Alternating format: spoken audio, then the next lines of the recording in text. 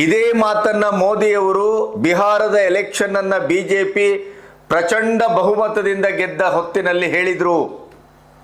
ಕಾಂಗ್ರೆಸ್ ನೆನಪಿಡಿ, ಒಂದಲ್ಲ ಒಂದು ದಿನ ಅತ್ಯಂತ ಶೀಘ್ರದಲ್ಲಿ ಅದು ಒಡೆದು ಚೂರಾಗ್ಲಿಕ್ಕಿದೆ. ಒಳ ಸಂಘರ್ಷ, ಒಳ ಸಂವಾದಕ್ಕೆ ಪಕ್ಷವನ್ನು ಈಡು ಮಾಡಬೇಕು ಅನ್ನೋದು ಹಿರಿಯರಿಂದ ಕಿರಿಯರವರೆಗೂ ಕೂಡ ಏಕನಾದದಿಂದ ಏಕಕಂಠದಿಂದ ಆ ಧ್ವನಿ ಹೊಮ್ತಾ ಇದೆಯೇ ಅನ್ನುವಂಥ ಪ್ರಶ್ನೆ ಇವತ್ತು ಉದ್ಭವ ಆಗಿದೆ. ಹಿರಿಯ ನಾಯಕ ದಿಗ್ವಿಜಯ್ ಸಿಂಗ್ ನೇರವಾಗಿ ಖರ್ಗೆ ಅವರ ಮೇಲೆ, ರಾಹುಲ್ ಮೇಲೆ, ಪ್ರಿಯಾಂಕಾ ವಾದ್ರಾ ಅವರ ಮೇಲೆ ಪ್ರಹಾರ ಮಾಡಿದ್ದಾರೆ, ಬಾಂಬ್ ಹಾಕಿದ್ದಾರೆ. ಪಕ್ಷದ ಭವಿಷ್ಯ, ವರ್ತಮಾನ ಮತ್ತು ನಿಮ್ಮ ವರ್ತನೆ ಹೇಗಿದೆ ಅನ್ನೋದನ್ನು ನಿಮ್ಮ ಮುಖವನ್ನು ಕನ್ನಡಿಯಲ್ಲಿ ನೋಡಿಕೊಳ್ಳಿ ಅನ್ನುವ ಅರ್ಥದಲ್ಲಿ ಒಂದು ಟ್ವೀಟನ್ನು ಮಾಡಿದ್ದಾರೆ. ವಂಶಾಡಳಿತದ ಪರಿಣಾಮ ಕಾಂಗ್ರೆಸ್ ಇವತ್ತು ಎಂಥ ಒಂದು ದುಸ್ಥಿತಿಗೆ ಬಂದಿದೆ ನೋಡಿ.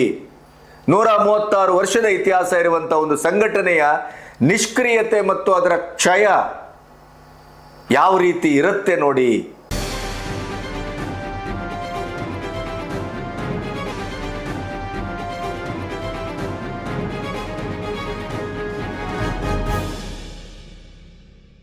ನಮಸ್ತೆ, ಬಿ ಗಣಪತಿ ನ್ಯೂಸ್ ಚಾನೆಲ್ಗೆ ಸ್ವಾಗತ.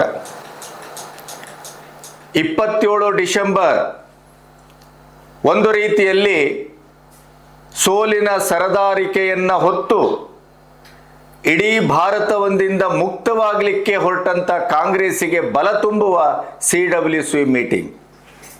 ಖರ್ಗೆ ಅವರಿದ್ದರು, ರಾಹುಲ್ ಇದ್ದರು, ಪ್ರಿಯಾಂಕಾ ವಾದ್ರಾ ಇದ್ದರು, ಎಲ್ಲರೂ ಇದ್ದರು. ಅಂಥ ಮೀಟಿಂಗಿನ ದಿನವೇ ಸ್ವಪಕ್ಷೀಯರು ಮತ್ತು ತನ್ನ ಪಕ್ಷದ ಹಿರಿಯ ನಾಯಕರಿಂದಲೇ ಒಂದು ಬಾಂಬ್ ದಾಳಿ ನಡೆಯುತ್ತದೆ ಪಕ್ಷದ ಮೇಲೆ ಅಂತ ಯಾರಾದರೂ ಊಹಿಸಲಿಕ್ಕೆ ಸಾಧ್ಯ ಇತ್ತಾ? ಅಂಥ ಒಂದು ಘಟನೆ ನಡೆದಿದೆ. ಎಷ್ಟು ಜನ ಅಂತ ನೀವು ಕೆಂಡವನ್ನು ಮುಸುಕಿನ ಒಂದು ಬೂದಿ ಮುಚ್ಚಿದ ಕೆಂಡದ ಹಾಗೆ ಇಡಲಿಕ್ಕೆ ಸಾಧ್ಯ ಹೇಳಿ?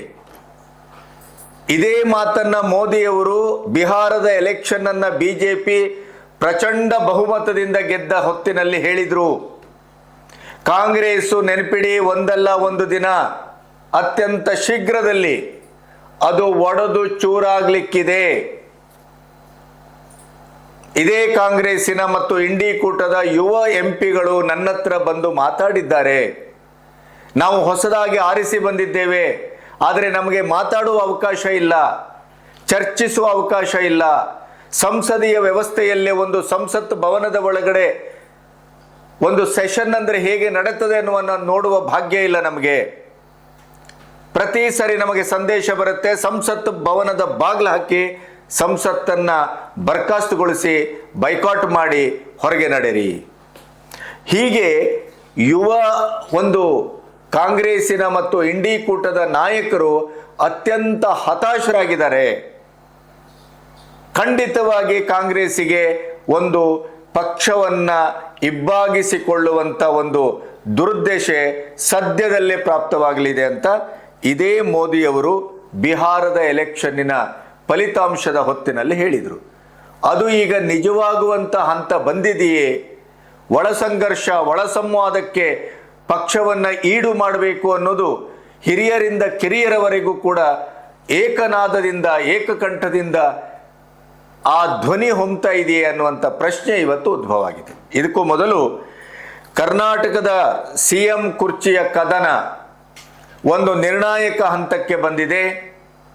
ಸಹಿಸುವುದೋ ಅಥವಾ ಇಲ್ಲಿಂದ ಸೆಟೆದು ಪ್ರತಿಭಟಿಸಿ ಹೊರಗಡೆ ಹೋಗುವುದೋ ಅನ್ನುವ ನಿರ್ಣಯಕ್ಕೆ DKಶಿಗಿರುವಂಥ ಏಕೈಕ ಮಾರ್ಗ ಈಗ ಕಣ್ಣೆದುರಿದೆ ಅಂತ ಅಂದುಕೊಳ್ತಾ ಇದ್ದೆವು ನಾವು.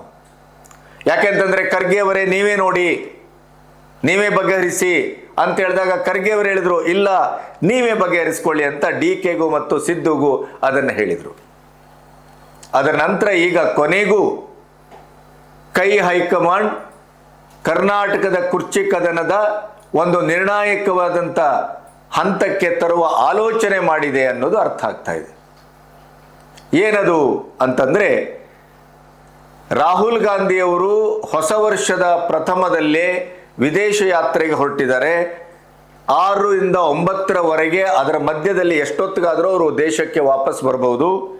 ಆ ನಂತರ ಸಿದ್ದರಾಮಯ್ಯ ಮತ್ತು DK ಶಿ ಅವರನ್ನು ಕರೆಯಲಾಗ್ತದೆ, ಅಲ್ಲಿ ಕೂತು ಮಾತಾಡಲಾಗ್ತದೆ ಅನ್ನುವಂಥ ಸಂದೇಶವನ್ನು KC ವೇಣುಗೋಪಾಲ್ ಅವರು ಸಿದ್ದರಾಮಯ್ಯ ಅವರ ಮೂಲಕ DK ಶಿಗೂ ಅಥವಾ ಇಬ್ಬರಿಗೂ ಮುಟ್ಟಿಸಿದ್ದಾರೆ. ಅಲ್ಲಿಗೆ ಕೊನೆಗೂ ಹೈಕಮಾಂಡ್ ಕುರ್ಚಿ ಕದನದ ಬಗ್ಗೆ ನೇರವಾದ ಪ್ರವೇಶಕ್ಕೆ ಮನಸ್ಸು ಮಾಡಿದೆ ಅನ್ನೋದು ಖಚಿತ. ಆದರೆ ಸಂಕ್ರಾಂತಿಯಲ್ಲಿ ಕ್ರಾಂತಿಯೋ ಉತ್ಕ್ರಾಂತಿಯೋ ಅಥವಾ ಸುನಾಮಿಯೋ ಗೊತ್ತಿಲ್ಲ, ಏನು ಅನ್ನೋದು ಆಮೇಲೆ. ಆದರೆ ಇಬ್ಬರನ್ನು ಕೂಡಿಸಿ ಮಾತಾಡೋದಕ್ಕೆ ರಾಹುಲ್ ಗಾಂಧಿ ಮತ್ತು ಹೈಕಮಾಂಡು ನಿರ್ಧಾರ ಆಗಿದೆ ಅನ್ನೋದು ಈ ಹೊತ್ತಿನ ಮಾತುಕತೆ. ಅದರ ಮಧ್ಯೆ CWC ಮೀಟಿಂಗಿನ ದಿನವೇ ದಿಗ್ವಿಜಯ್ ಸಿಂಗ್, ಹಿರಿಯ ನಾಯಕ ದಿಗ್ವಿಜಯ್ ಸಿಂಗ್ ನೇರವಾಗಿ ಖರ್ಗೆ ಅವರ ಮೇಲೆ, ರಾಹುಲ್ ಮೇಲೆ, ಪ್ರಿಯಾಂಕಾ ವಾದ್ರಾ ಅವರ ಮೇಲೆ ಪ್ರಹಾರ ಮಾಡಿದ್ದಾರೆ, ಬಾಂಬ್ ಹಾಕಿದ್ದಾರೆ. ಪಕ್ಷದ ಭವಿಷ್ಯ, ವರ್ತಮಾನ ಮತ್ತು ನಿಮ್ಮ ವರ್ತನೆ ಹೇಗಿದೆ ಅನ್ನೋದನ್ನು ನಿಮ್ಮ ಮುಖವನ್ನು ಕನ್ನಡಿಯಲ್ಲಿ ನೋಡಿಕೊಳ್ಳಿ ಅನ್ನುವ ಅರ್ಥದಲ್ಲಿ ಒಂದು ಟ್ವೀಟನ್ನು ಮಾಡಿದ್ದಾರೆ. ಹಾಗಾದರೆ ಅದು ಏನು? ಕಾಂಗ್ರೆಸ್ಸು ಇದನ್ನು ಸಹಿಸ್ಕೋಬಹುದೇ? ಕಾಂಗ್ರೆಸ್ಸು ಹೋಳಾಗ್ತಾ ಇದೆಯೇ? ಕಾಂಗ್ರೆಸ್ಸು ಆಂತರಿಕವಾದಂಥ ಒಂದು ಇಡೀದಾದಂಥ ಮಥನಕ್ಕೆ ಮೊದಲ ಬಾರಿಗೆ ಒಳಗಾಗ್ತಾ ಇದೆಯೇ? ರಾಹುಲ್ ಗಾಂಧಿ ಅಪ್ರಸ್ತುತರಾಗ್ತಾ ಇದ್ದಾರೆಯೇ? ಪ್ರಿಯಾಂಕಾ ಗಾಂಧಿ ಬೇಕು ಅನ್ನುವಂಥ ಒಂದು ಕೂಗು ಇತ್ತೀಚಿನ ದಿನಗಳಲ್ಲಿ ಹೆಚ್ಚು ಕಾಣಿಸ್ಕೊಳ್ತಾ ಇದೆ. ಇದರ ಪರಿಣಾಮ ಏನು? ಈ ಎಲ್ಲದರ ಬಗ್ಗೆ ನಿಮ್ಮೊಟ್ಟಿಗೆ ಮಾತಾಡಬೇಕು. ಹಾಗಾಗಿ ಇಲ್ಲಿಯವರೆಗೆ ನನ್ನ ಚಾನಲನ್ನು ಸಬ್ಸ್ಕ್ರೈಬ್ ಮಾಡದೇ ಇದ್ದರೆ ಸಬ್ಸ್ಕ್ರೈಬ್ ಮಾಡಿ. ಅದರ ಜೊತೆಗೆ ಸ್ವತಂತ್ರ ಪತ್ರಿಕೋದ್ಯಮಕ್ಕೆ ಆರ್ಥಿಕವಾಗಿ ಬೆಂಗಾವಲಾಗಿ. ನಿಮಗೆ ಅನಿಸಬಹುದು ದಿಗ್ವಿಜಯ್ ಸಿಂಗ್ ಅಂತಂದಾಗ 80 ವರ್ಷದ ಹೊತ್ತಿನಲ್ಲೂ ಅರ್ಧ ವಯಸ್ಸಿನ ಅಥವಾ ಮಗಳ ವಯಸ್ಸಿನ ಹುಡುಗಿಯನ್ನು ಮದುವೆಯಾದಂಥ ಒಂದು ರೋಚಕ ಕತೆ ನಿಮಗೆ ನೆನಪು ಬರುತ್ತೆ.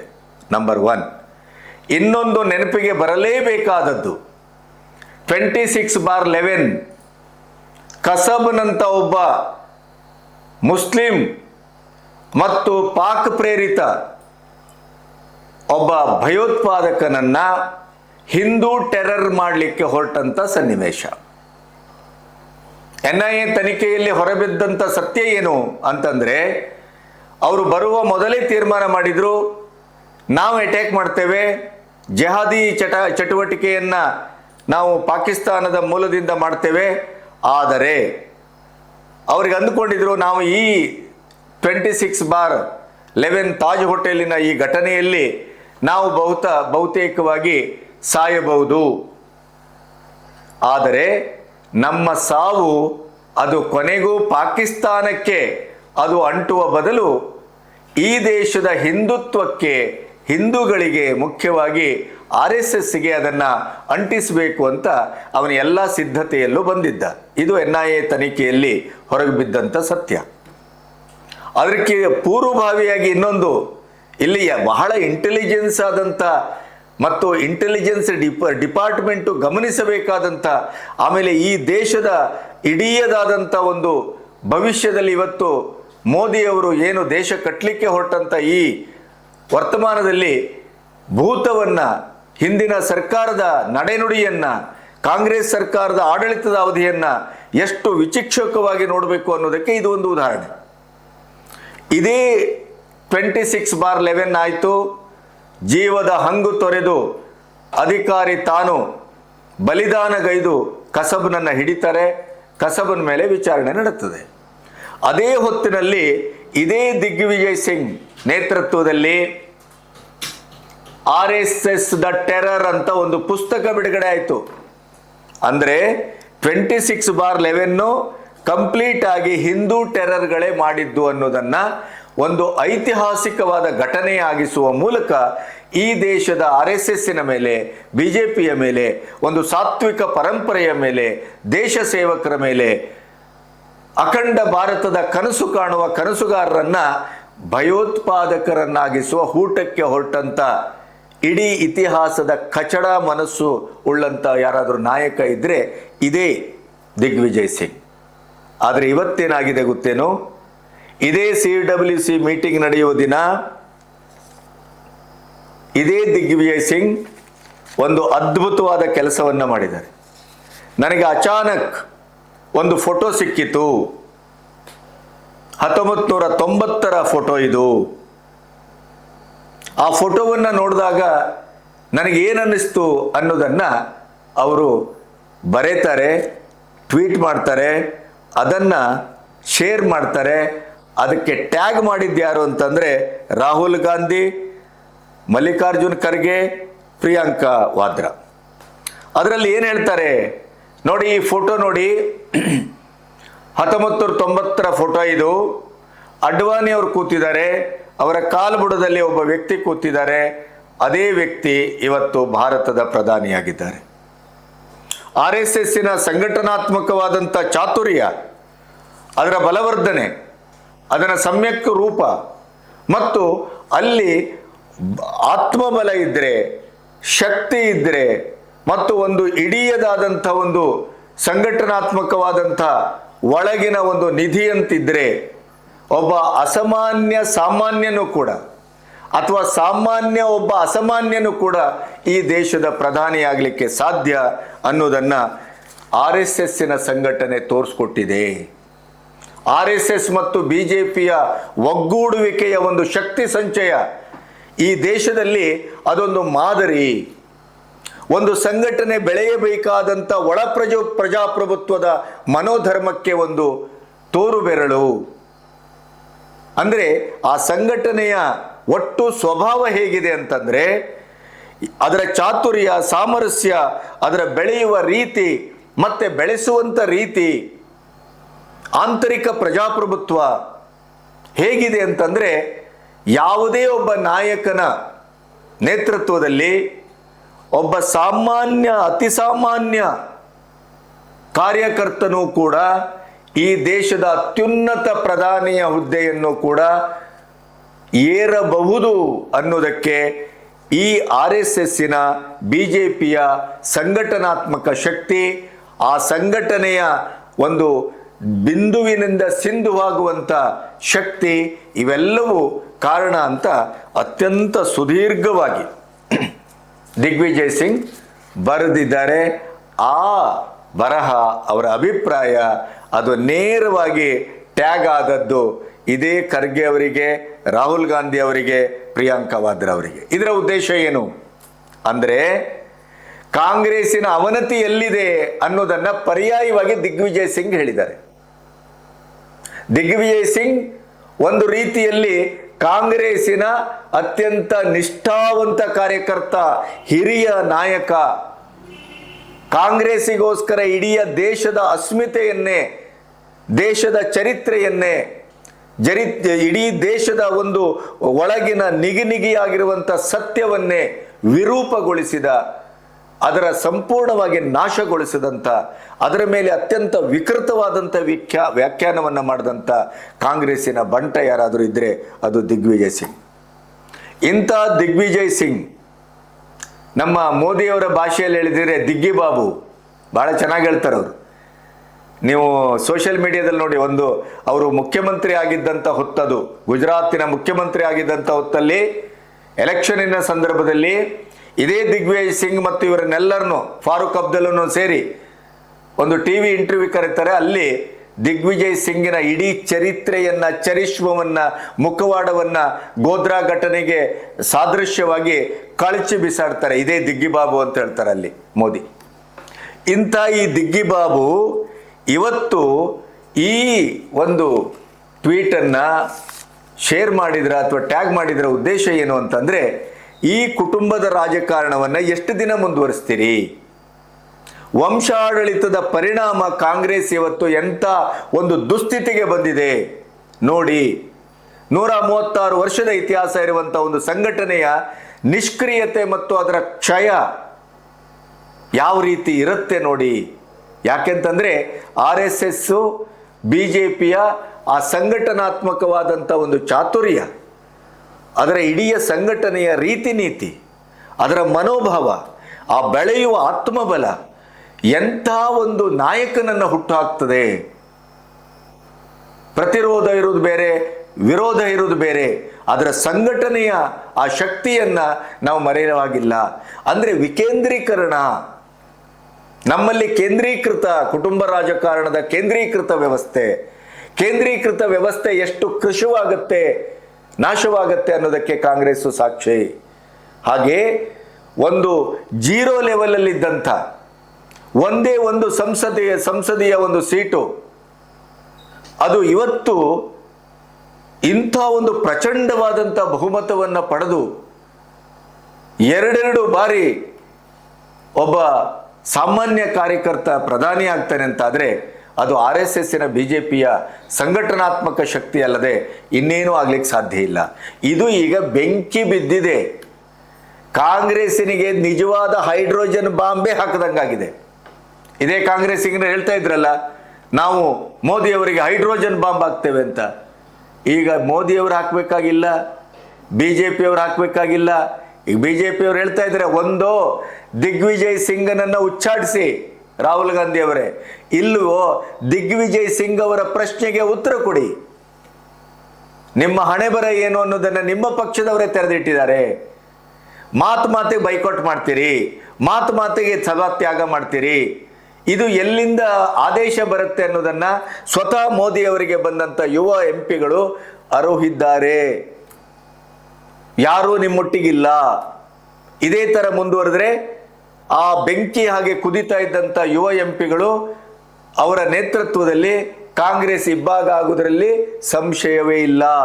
ಅದಕ್ಕೆ ಇವತ್ತು ಸಾಕ್ಷಿ ಸ್ವರೂಪವನ್ನ ದಿಗ್ವಿಜಯ್ ಸಿಂಗ್ ಕೊಟ್ಟಿದ್ದಾರೆ.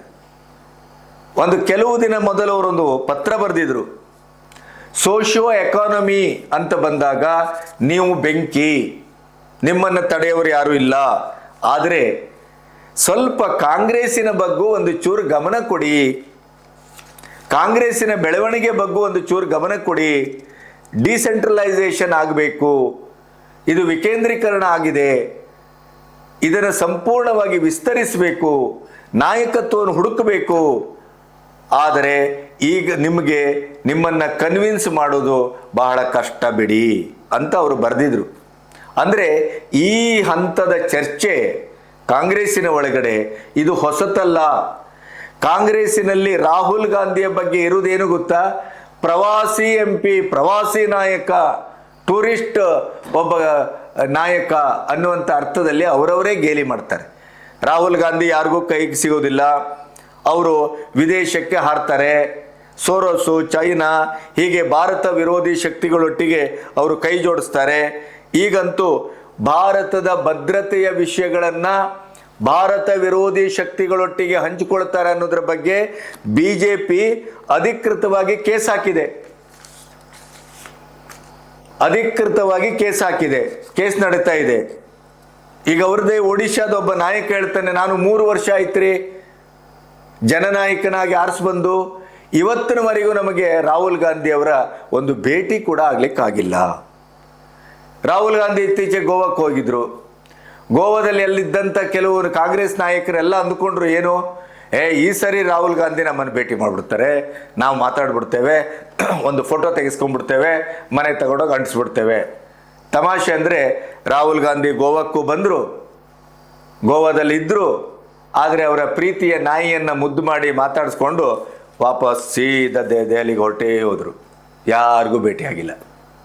ಈ ಎಲ್ಲ ಕಾರಣದಿಂದಲೇ ಮೊನ್ನೆ ಸಂಸತ್ ಅಧಿವೇಶನ ಚಳಿಗಾಲದ್ದು ಮುಗಿಯುವ ಹೊತ್ತಿಗೆ ಪ್ರಿಯಾಂಕಾ ಗಾಂಧಿಯೇ ನಮ್ಮ ಪಕ್ಷದ ಅಧ್ಯಕ್ಷರಾಗಬೇಕು, ನಮಗವರ ನೇತೃತ್ವವೇ ಬೇಕು ಅಂತ ದೊಡ್ಡ ಹೋರಾಟ ಆಯಿತು. ಆ ಮೂಲಕ ಅದು ರಾಹುಲ್ ಗಾಂಧಿ ಅವರಿಗೆ ಯಾವ ರೀತಿ ಪರಿಣಾಮ ಆಗ್ಬೋದು ಅನ್ನೋದನ್ನು ನಾವು ಊಹಿಸ್ಬೋದು. ಅದರ ವಾದ್ರಾ ಅವರು ಹೇಳಿದರು, ಹೌದು ಪ್ರಿಯಾಂಕಾ ಪರ ಧ್ವನಿ ಹೇಳ್ತಾ ಇದೆ ಅನ್ನೋದನ್ನು ಅವರು ಕೂಡ ಕನ್ಫರ್ಮ್ ಮಾಡಿದ್ದಾರೆ. ರಾಹುಲ್ ಗಾಂಧಿ ಗಗನ ಕುಸುಮ, ರಾಹುಲ್ ಗಾಂಧಿ ಕೈಗೆಟಕದ ಒಬ್ಬ ಧ್ರುವ ನಕ್ಷತ್ರ, ರಾಹುಲ್ ಗಾಂಧಿ ಯಾರಿಗೂ ಸಿಗದೇ ಇದ್ದಂಥ ಈ ಸ್ಥಿತಿಯಲ್ಲಿ ಕಾಂಗ್ರೆಸ್ಸಿಗರಿಗೆ ಅತ್ಯಂತ ನೋವಾಗಿದೆ ಅನ್ನೋದರ ಬಗ್ಗೆ ಯಾವುದೇ ಆಕ್ಷೇಪ ಇಲ್ಲ.